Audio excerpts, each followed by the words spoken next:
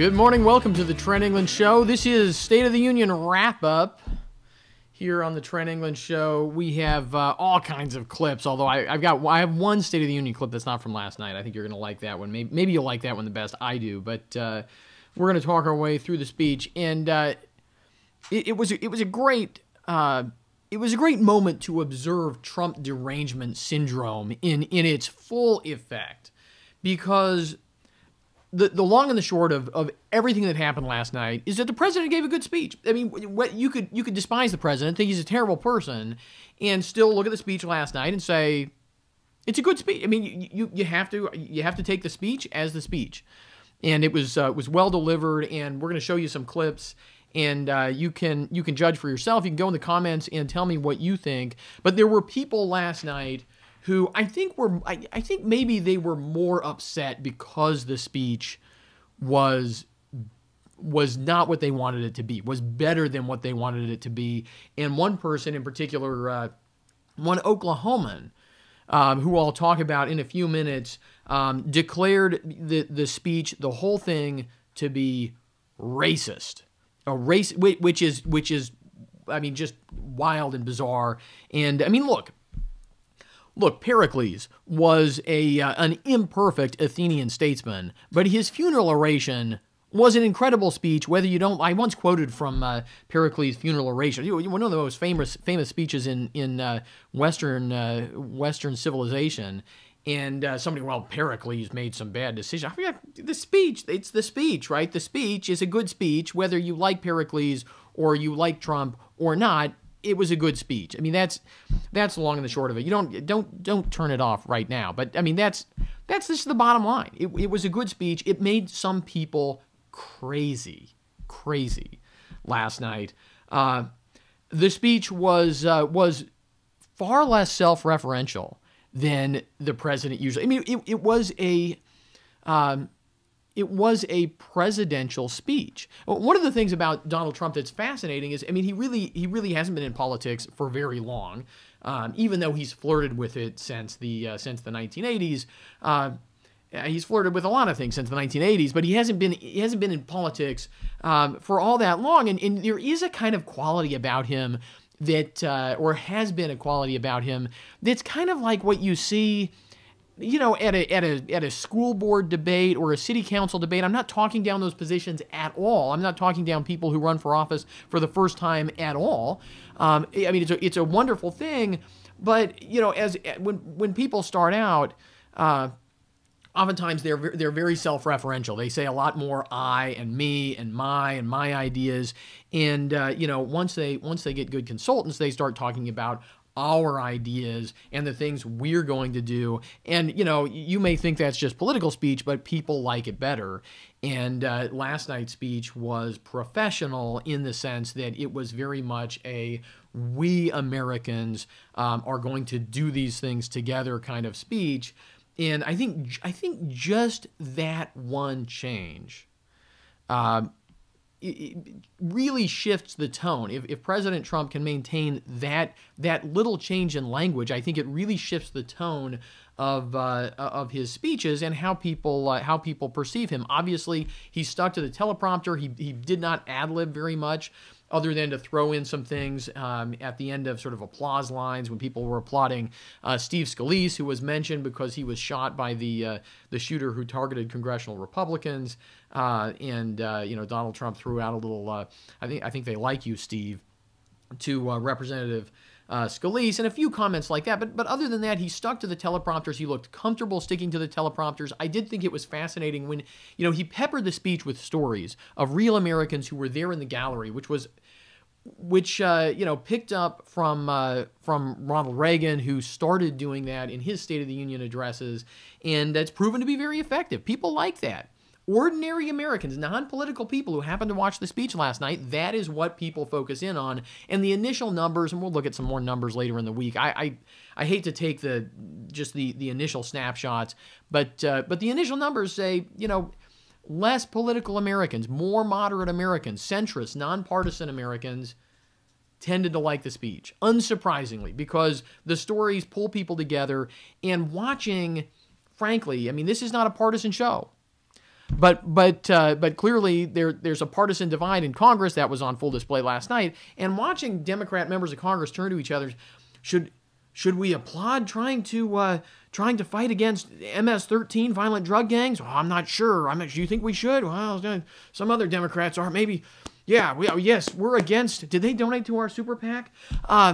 Right? I mean, those stories put the Democrats who wanted to just sit on their hands in some tough spots last night, and those were some of the most fascinating parts of the speech.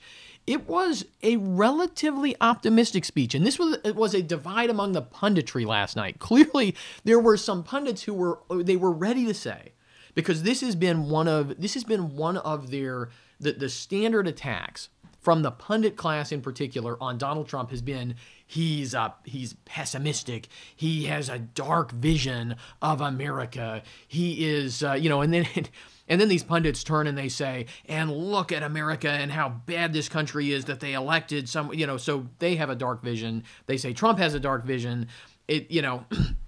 It's lights out as far as they're concerned, I guess. And one of the divides in the punditry last night that I saw that I thought was fascinating was some people were just sort of sticking with the canned lines. Donald Trump was negative. Donald Trump was pessimistic. Donald Trump was talking down our country. And a lot of other pundits, even people who tend to be very critical of President Trump, admitted what was obviously true if you watch the speech. It was actually a very optimistic speech. It was, this is a terrible situation, but we can rise above it. This has been a challenge, but we can rise above it. This is something that we have to do, but we're going to do it. I mean, it was that kind of speech. And I think if people go back and read the transcript, even I think that comes through loud and clear. It was a long speech. One of my children wound up fully asleep on the floor when the president was only about halfway through. It was a long speech. It was punctuated with lots of applause. And but the applause tended to be briefer, at least than I remember. I wasn't sitting there with a stopwatch, but many of the applause tended to be a little bit briefer, I thought. But still, it was one of the longer State of the Union addresses in the modern era. Which, as I said yesterday, I just think that's a mistake. But I guess with all the applause, I don't know exactly what you do about it. Trump derangement syndrome. Okay.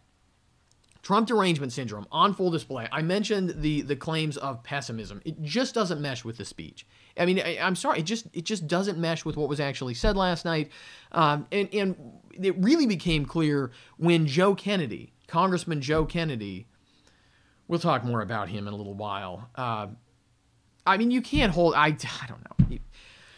I don't want to hold the sins of the family on the younger generation, but wasn't it fascinating that the party that just lost the presidency by running Hillary Clinton, the Clinton dynasty, decided, apparently the lesson they learned is the Clinton dynasty is too young. It's not dynastic enough. What they need is a bigger dynasty, more generations. They need to connect themselves back with the family that said that Hitler was going to win and we should just make peace. I mean, I don't know. I would love to know.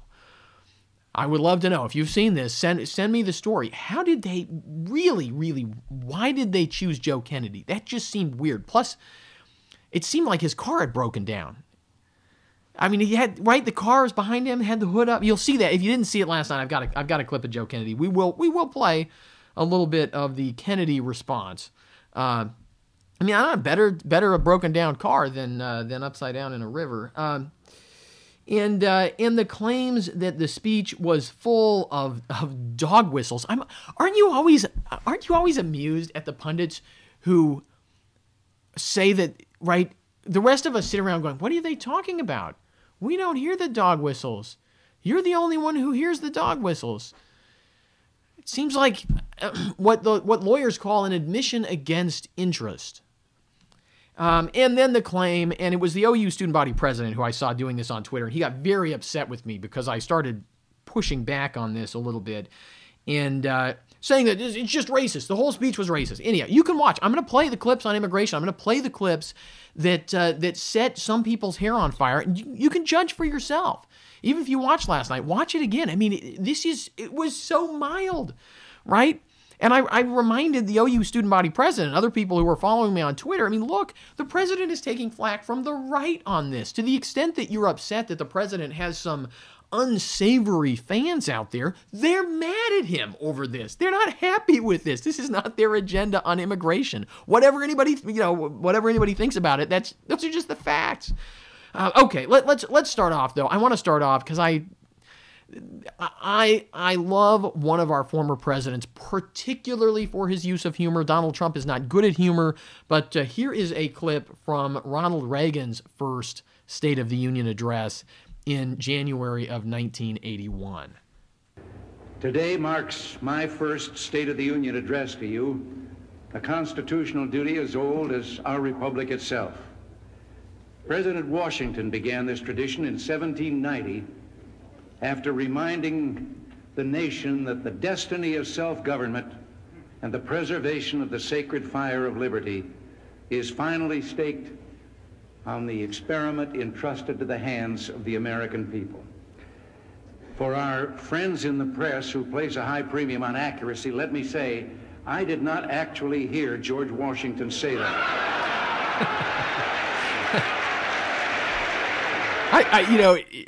I'll just throw this out there because I do love it. I think there is a lack of humor in politics today. I think it's unfortunate. I think it's a symptom of less thoughtful politics, right? It takes a lot of thinking to be funny, to be funny in an appropriate and unifying way, especially as President Reagan was in that clip. And it's actually packed with substance, right? I mean, he makes a substantive point, and then he throws a little one-liner on the end of it. And actually, if you go through clips, you can find these on YouTube. If you go through clips of President Reagan's best jokes, they are almost entirely substantive. They're almost entirely making a point, an important point. Sometimes like that, just sort of a unifying point. Other times, a very political point about President Reagan's position on the Cold War and position on communism. Many of the jokes are about the Soviet Union. Those are actually my favorites. But let's get to last night's State of the Union. President Donald Trump, first clip, says the State of the Union is strong. Over the last year, the world has seen what we always knew, that no people on earth are so fearless or daring or determined as Americans. If there is a mountain, we climb it. If there's a frontier, we cross it. If there's a challenge, we tame it. If there's an opportunity, we seize it. So let's begin tonight by recognizing that the state of our union is strong because our people are strong. State of the Union is strong because our people are strong. Again, optimistic, unifying tone. I mean, you don't, this is, I'll make one more appeal and then I'll let it go. But to be effective citizens and certainly to be good citizens, we have to be able to actually look at things not just through a partisan lens. I saw some people last night on the Republican side, the Trump side, taking cheap shots at Democrats, and I called one of them out as well. I mean, look, the president's speech last night was partly good because it actually did offer a lot of olive branches to the other side, and it offered a lot of unifying themes, as you heard right there. And it is a tragedy. At least as much as any other elements in our politics today, that people on both sides would rather just play team politics than be Americans. And people should, people who think that Donald Trump is the worst thing that ever happened to the presidency and is divisive, ought to be out there saying, we want more of the speech last night, right? That would be the correct response. Not interpreting it, according to somebody's partisan preconceptions, right? That doesn't help anything. I guess people think maybe it helps him in November. I don't think that that's actually true. Here's a little more. Here's a clip that actually got some folks on the left really, really upset, accusing the president of wanting to drag this country. I think there was a former Barack Obama speechwriter who said this outright, trying to drag us back to the 1950s because of what the president says in clip number 2. Tonight, I want to talk about what kind of future we're going to have and what kind of a nation we're going to be. All of us together as one team, one people, and one American family can do anything. We all share the same home, the same heart, the same destiny, and the same great American flag.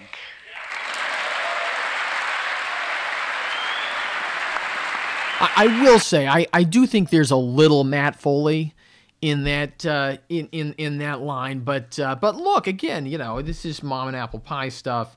It's in pretty much all State of the Union addresses. The president went on to take a shot at the NFL, which is clip number 3.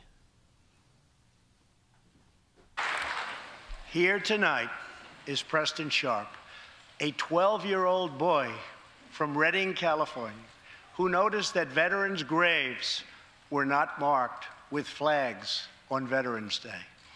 He decided all by himself to change that and started a movement that has now placed 40,000 flags at the graves of our great heroes. Preston, a job well done.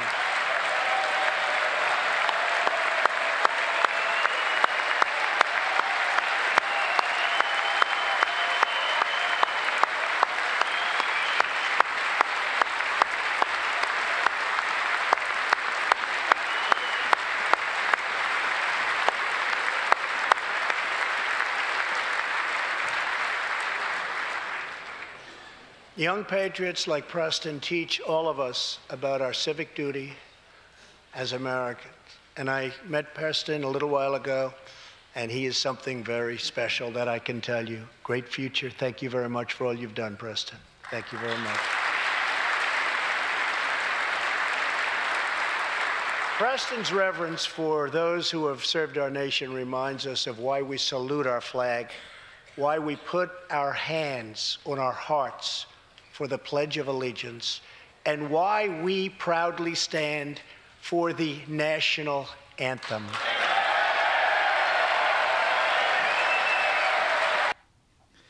So that was maybe the president's most in your face, if you want to put it that way, most sort of direct, I think, return to one of the themes that he has set out of one of the fights that he has picked that's not specific to policy, which is obviously the quarrel with some of the members of the NFL, and all wrapped up in the story of a young boy. Anyhow, I thought that was that was interesting that was in the speech, sort of a transition point between the opening of the president's speech and then launching into talking about public policy and launching into talking about the president's agenda. And as I said, a lot of folks on the left, they thought that was outrageous, made them crazy. And look, this is stuff that, just little political analysis here. Most Americans are still patriotic. Most Americans are not cosmopolitan liberals who think that every country thinks they're great and we should just, we should stop waving our flag and celebrating, and if we have any quibble with anything that's ever happened in American history, if we have anything we don't like about our country right now, we should protest against the whole thing. And most Americans aren't like that. I know that upsets some college kids out there, but most Americans are actually patriotic. They look around the world. They say, we've got some great things here in the U.S. of A. We want to keep them, perpetuate them, fix what's wrong, but we're not going to throw the baby out with the bathwater. We're not going to be a bunch of whiny kids who take our marbles and go home. We're actually going to roll up our sleeves and get to work. And to the extent that that's the president's message and that message comes through, that resonates with big majorities of Americans and makes people on the left look like whiny crybabies, if not cry-bullies, as you find on too many campuses today.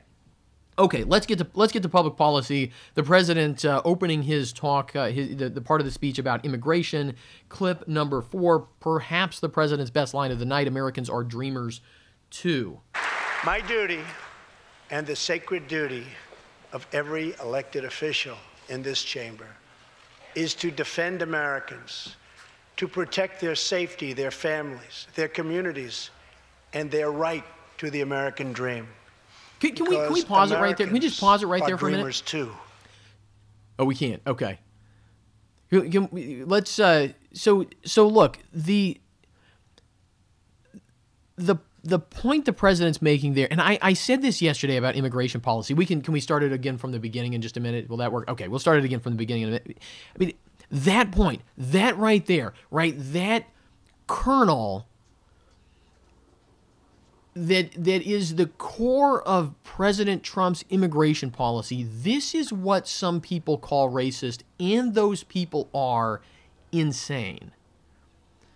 Right? Because go to a mother, right, and say to that mother, I want you to care about all children as much as you care about your own children, and if you don't, you're a bigot. I want you to care for every child provide as much for every child as you do for your own children, and if you don't, you're a bigot. And that mother will say, what are you talking? That doesn't make any sense, right? I mean, we should help the people around us. We should help people in our communities. But at the end of the day, we have responsibilities that start at home.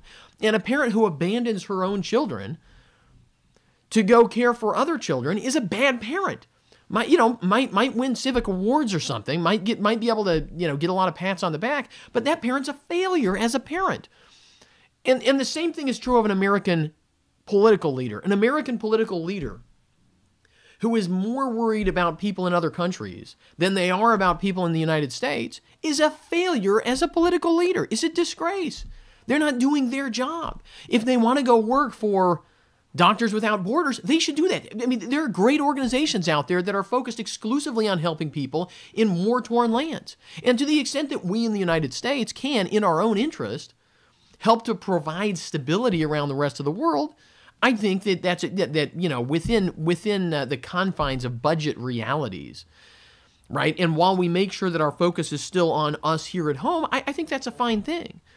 Right? But our responsibility is our own people. And again, I mean, just like what I said a minute ago about the American flag and standing up for the Star-Spangled Banner, right? I mean, this for the national anthem. I mean, this is stuff that is so mainstream, so common sense to most Americans that if the president can, I said yesterday, one of the tests for the president is, can he push out an agenda? Can he push out a message that will set a tone that will help his allies going to the 2018 election? And he did that last night. Let's go back. We can start clip 4 back from the beginning. It leads up to one of the president's greatest lines of the night. But it starts out, I mean, this is just basic common sense statesmanship. It's only controversial with a very small sliver of Americans on the left who, as I say, they make no sense. They are insane. Their ideas, as soon as you scratch the surface, just crumble to pieces. Clip number 4. My duty and the sacred duty of every elected official in this chamber is to defend Americans, to protect their safety, their families, their communities, and their right to the American dream. Because Americans are dreamers too. Yeah, that Americans are dreamers too. That was a line that attracted a lot of attention. And again, I mean, I'll say it one more time. There were people saying that this all was racist. Here's what the president says next about more of the reasons for immigration reform and for border security. And again, border security, not controversial. Large majorities of Americans support having a more secure border. Clip number 5. Tonight I am calling on Congress to finally close the deadly loopholes that have allowed MS-13 and other criminal gangs to break into our country. We have proposed new legislation that will fix our immigration laws and support our ICE and Border Patrol agents. These are great people. These are great, great people that work so hard in the midst of such danger, so that this can never happen again. And again, this was one of the most controversial parts of the president's speech. He had just finished telling the story of two young women who were murdered by members of the MS-13 gang, who were, I mean, obviously, this is a foreign gang. This is a gang that exists in Central America, but operates in the United States because of, I mean, largely made possible because of our lack of border security and lack of immigration enforcement. And this is controversial. Some people say that the president bringing this up was racist. And as far as I could tell, watching the president, the part of the speech right before this, talking about these two young women who were murdered, as far as I could tell, they were minorities, racial minorities. And which just goes to, I guess, remind us that somehow in some part of the political left's mixed up, topsy-turvy world of immigration politics, right? It's better to be here illegally, right? In their hierarchy of different people who have different rights, right? It's better actually to be here, to be here illegally than it is to be in this country legally, right? And the victims, the people who are here in this country legally who are victims of crime are less due protection than are other people who are in this country illegally. And just, I mean, what they were so mad about was that they say this, the president didn't say this, they say that when you talk about MS-13, that's a dog whistle, it means you're a racist, because it means you're saying that every person who is Hispanic in this country is a member of MS-13. No sensible person could watch the speech last night and take that away. You had to bring that into the speech, right? You had to bring that kind of Trump derangement syndrome into the speech with you in order to come to that conclusion. And I mean, again, it does sort of blow my mind. Let's go to clip number 6. This is the actual policies that the president laid out last night. And again, he probably actually got more flack from the right than he did from the left, because he's coming to the middle on immigration and laying out something that sensible people ought to be able to agree on. Clip number 6. Here are the 4 pillars of our plan. The first pillar of our framework generously offers a path to citizenship for 1.8 million illegal immigrants who were brought here by their parents at a young age. That covers almost 3 times more people than the previous administration covered.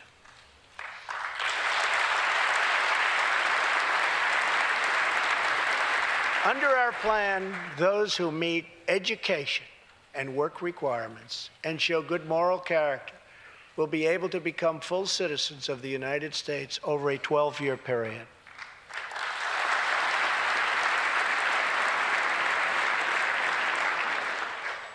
The second pillar fully secures the border.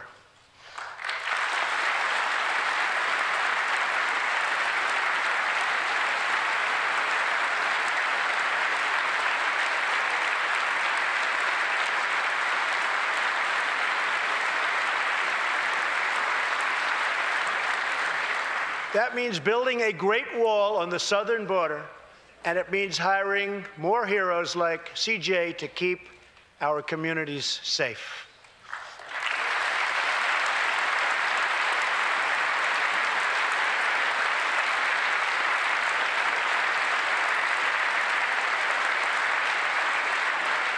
Crucially, our plan closes the terrible loopholes exploited by criminals and terrorists to enter our country, and it finally ends the horrible and dangerous practice of catch and release.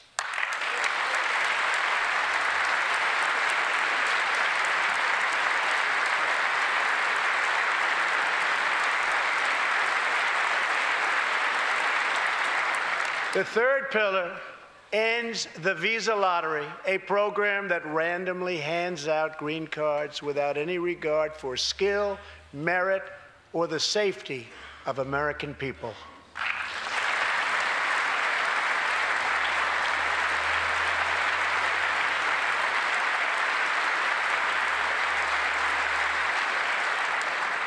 It's time to begin moving toward a merit-based immigration system one that admits people who are skilled, who want to work, who will contribute to our society, and who will love and respect our country.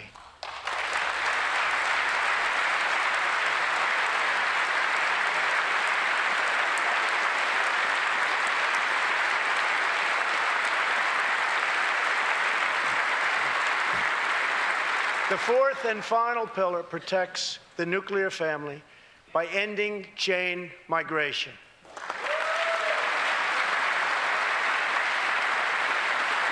Okay, so the four basic pillars here.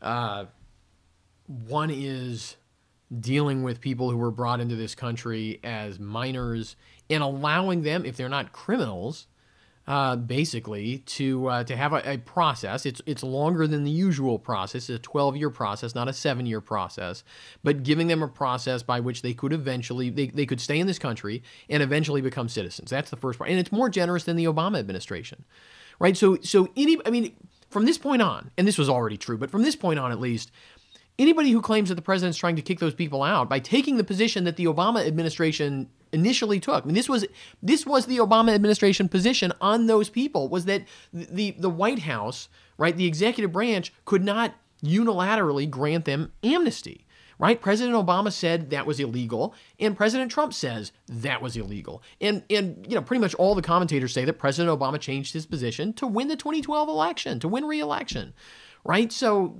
opportunism, right? President Trump, more generous to that group of people in his request to Congress. The question is whether Congress will pass it. Number two is border security. Again, I mean, this is a 60% plus issue with the American people. It's so funny to me to hear people on the left who are up in arms about this, considering the fact that basically what the president is proposing is to hire a bunch of probably mostly unionized construction workers to build a big government project along the southern border, and then to hire a bunch of government employees, federal government employees, to man that border, right? I mean, this is, love it or hate it. Again, I mean, this is something that that is sort of surprising to see people on the left against, and it's all, I mean, it's security.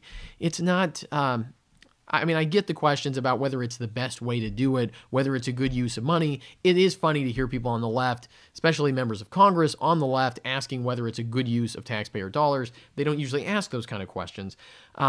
And then number three, ending the visa lottery, and number four, ending chain migration. Again, we've talked about these on the Trent England Show before.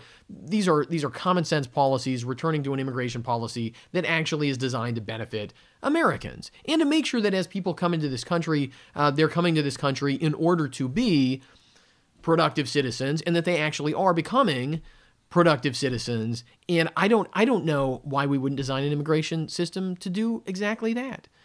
And I certainly don't think, the claim that designing an immigration system to actually make keep our country a good and thriving, prosperous place, and to make it perhaps even a more thriving and prosperous and free place, the idea that is somehow racially tinged is, again, it's just insanity. There's no other way there's not a serious argument there.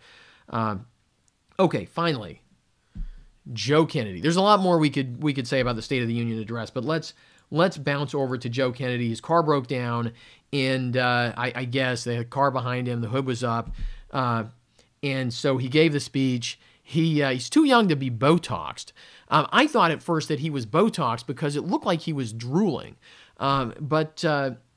But one of our former guests on the program, media consultant extraordinaire Beverly Hallberg with District Media Group back in Washington, D.C., she tells me that it was a chapstick malfunction, that he put on too much chapstick. If you watch this last night, you'll see everybody was talking about it. Why is Representative Kennedy drooling out of both sides of his mouth? And apparently he put on too much chapstick, and then they put the big TV lights on him, and it starts to melt and run down his face and creates these sort of glistening streaks down the sides of his mouth. So it wasn't, I guess it wasn't Botox. I guess it was a chapstick malfunction. I'll give you one clip here about Joe Kennedy, and I will preface it by saying a couple of things. Look, Joe Kennedy is not responsible for the fact that Uncle Ted was back-channeling with the Russians, with the Soviets, excuse me. Well, the Soviets were Russians.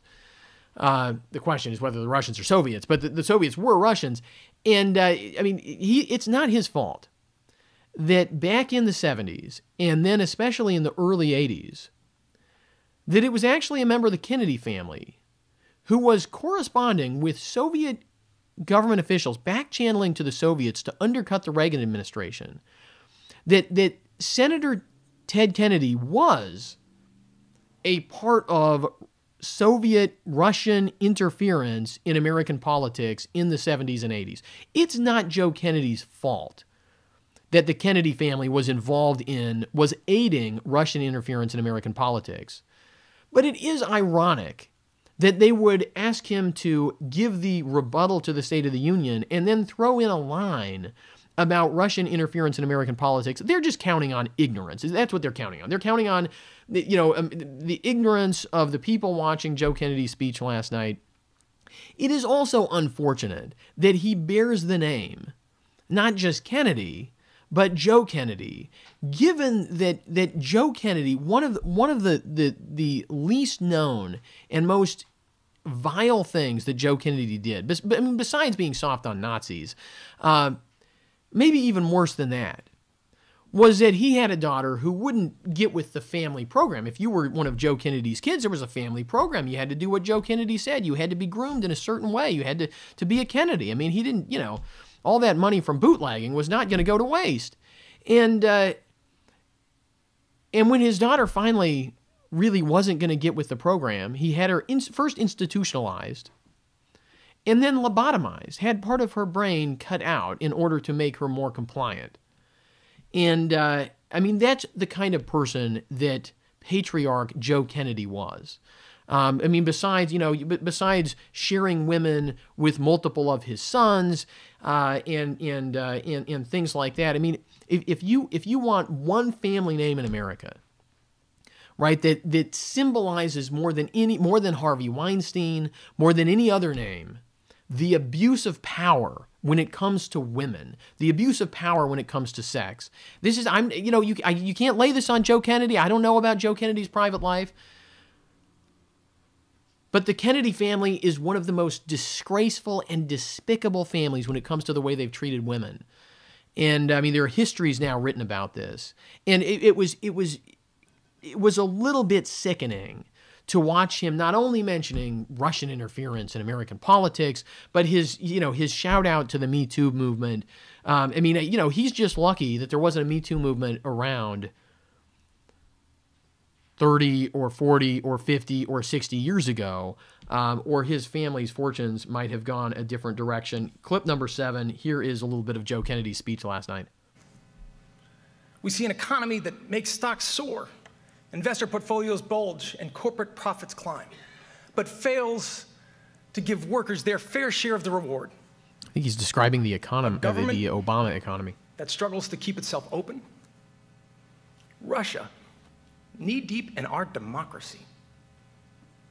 An all-out war on environmental protection. A Justice Department rolling back civil rights by the day. Hatred and supremacy proudly marching in our streets. Bullets tearing through our classrooms, concerts, and congregations, targeting our safest, sacred places. And this nagging, sinking feeling, no matter your political beliefs, that this is not right. This is not who we are. This national malaise. I don't know.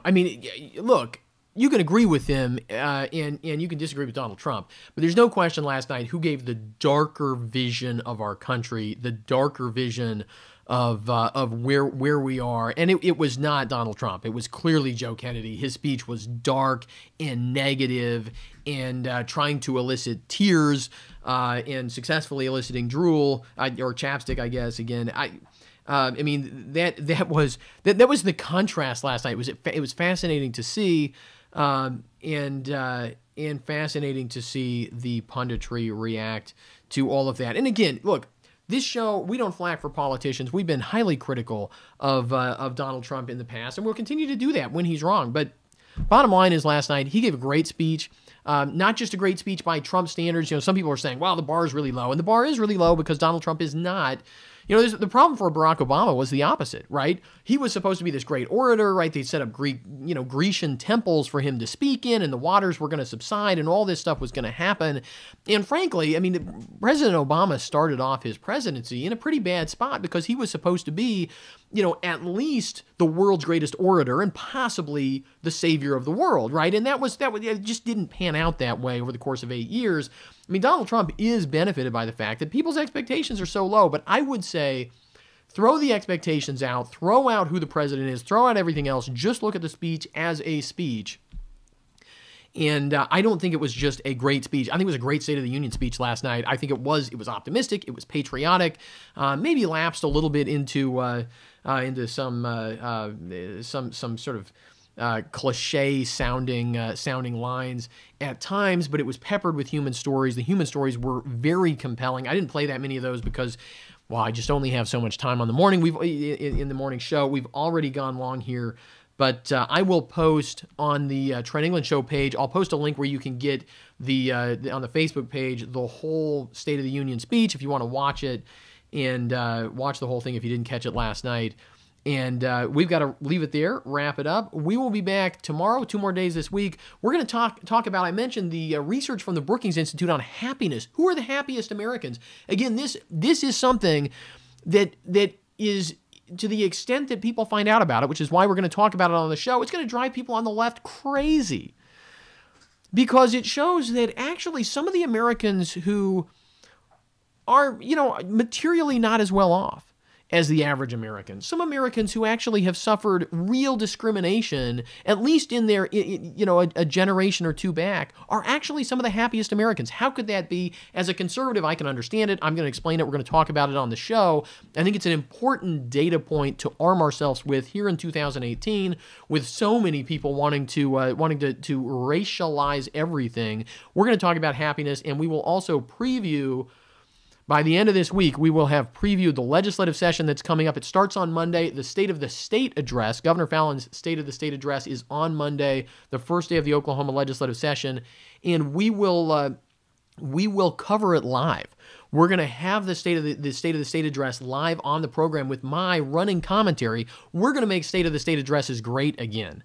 They can get kind of boring, but we're going to do running commentary all the way through the State of the State address. That's Monday at noon, so be sure to, you can go to the OCPA Facebook page, or you can go to the OCPA YouTube channel.